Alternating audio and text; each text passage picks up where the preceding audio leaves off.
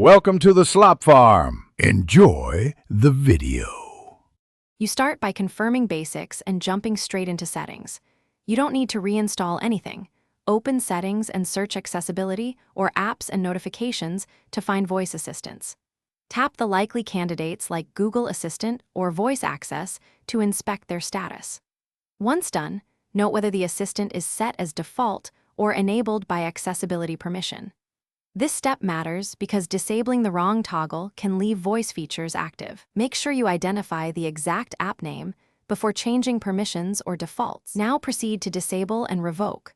Open the app's info page, tap Force Stop, then disable if the option exists.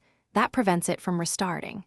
Next, go to Permissions and revoke microphone, notifications, and any accessibility access. This removes its active capabilities. Then, in Settings App's Default Apps, change the Assistant app to None or another choice so triggers no longer launch it.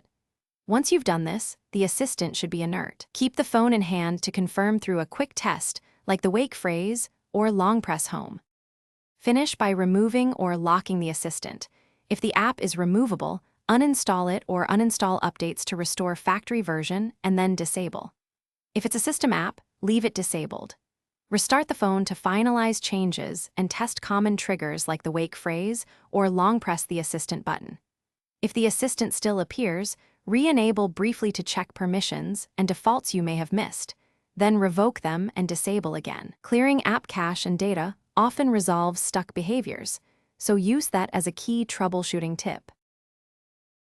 Thanks for watching.